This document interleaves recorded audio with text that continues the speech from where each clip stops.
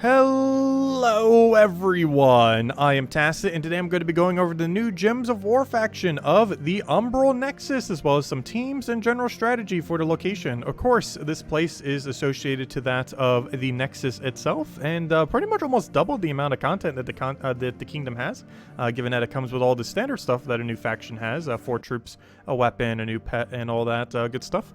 As far as its coloration, it is a yellow-purple and comes with a new mechanic as well. If we go all the way over to the Umbral, we can actually end up seeing it all the way over here with the 4 troops that end up getting brought in with.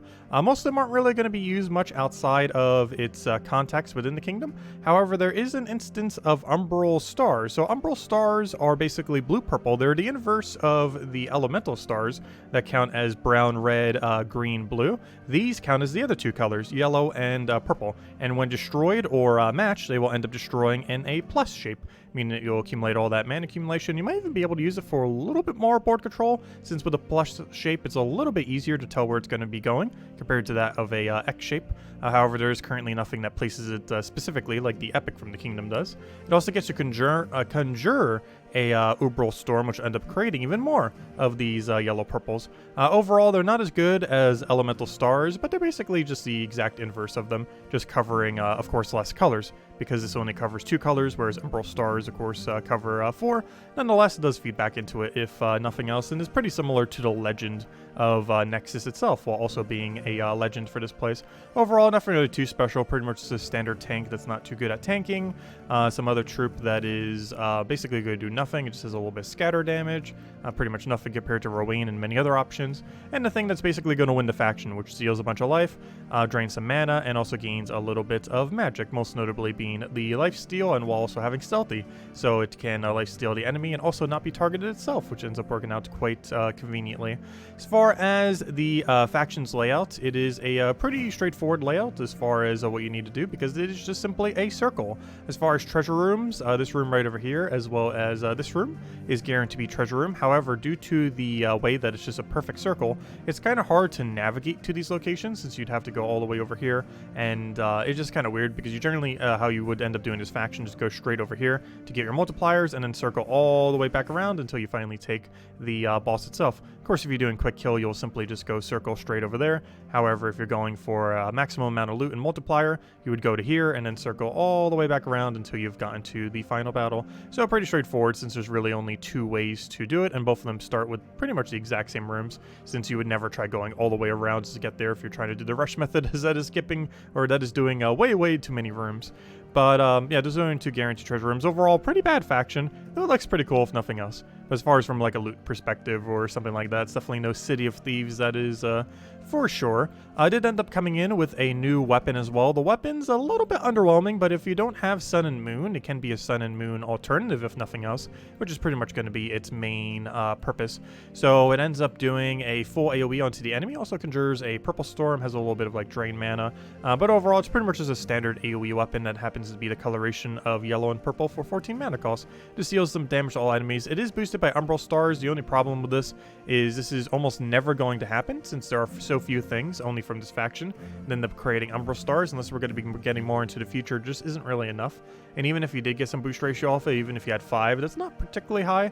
Like 20 damage to all enemies is extra, is a little bit extra, but it's not going to make that huge of an impact compared to many of the other AoE weapons and just AoE options in general that can hit all enemies, basically making this weapon pretty much useless unless you specifically need it for the fact that it is a yellow-purple full AoE weapon, which is basically just an alternative Sun and Moon. I believe Sun and Moon might even have a higher base damage, if I'm not mistaken. Let's see.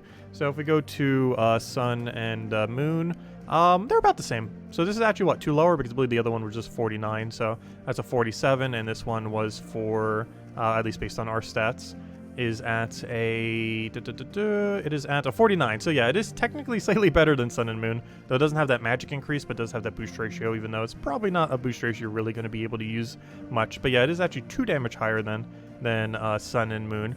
Anyways, as far as a bunch of teams for this location, there are the following, if we start from the top here. So as far as the low rarity stuff, or at least a lower range, I mean, We can end up doing just a standard guard's avatar. Pretty much anything you would normally do with a guard's avatar, you can end up doing here in order to half mana star Officer Quentin Hadley. It's basically the Rowan when you aren't capable of using Rowan because the yellow-purple restriction at its location. The other thing that we can end up doing here as we keep going deeper is because we do have access to yellow and purple, we do have access to, of course, Thrall and Leprechaun, which are great mana accumulators.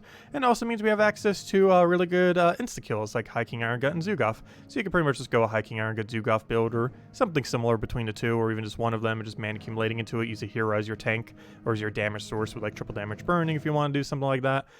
Plenty of options, but pretty much just insta-kill and easy wins. As far as low rarity stuff, it does have access to yellow, so you can do finesse. Most recently, we got Staff of Storms, so if you picked that up about a month ago, you can end up running with Staff of Storms. If you don't have that, you can go Nimbus Bow. If you don't have that, you can run pretty much any weapon that is 12 to 18 mana cost.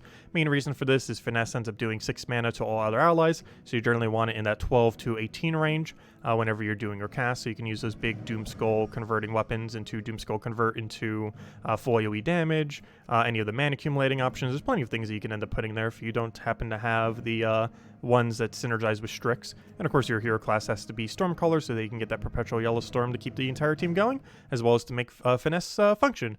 Ends up working out pretty well.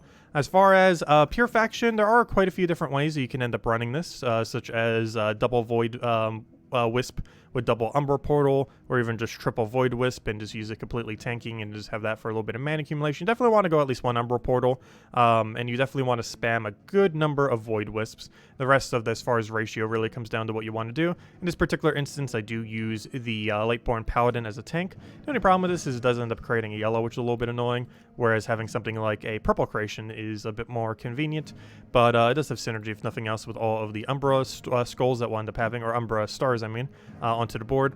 And basically the main premise here is we'll have a tank that will tank. The Void Wisps are literally the entire team because they will just keep stealing life and draining their mana so they don't cast. While also scaling, though that scaling is very slow. They're mostly there for their true damage, and this not only does life damage to them directly, but you also gain that life for it. And because it has stealthy, you can hopefully have them hitting your tanks, and ideally they won't end up dying. Unfortunately, the legend itself doesn't really tank. However, this being able to gain additional HP does allow it to tank while also having a little bit of board control there. Also having 40% reduction, of course. So that's pretty much what I'm going with. If you feel like you're struggling with it, probably going almost all in on Void Wisps, like triple Void Wisp Legend or double Legend Void Wisp, are probably the two other main alternatives. But I feel like this is well-rounded with a little bit of everything except that one other split damage troop, which unfortunately is so weak that you might as well not even use him. It's just way too weak to bother getting any amount of viability, especially because he doesn't scale well with additional stats compared to the options that we already have here. But anyways, guys, that will wrap it up for the new faction. If you still have any other questions, feel free to leave in the comment section below.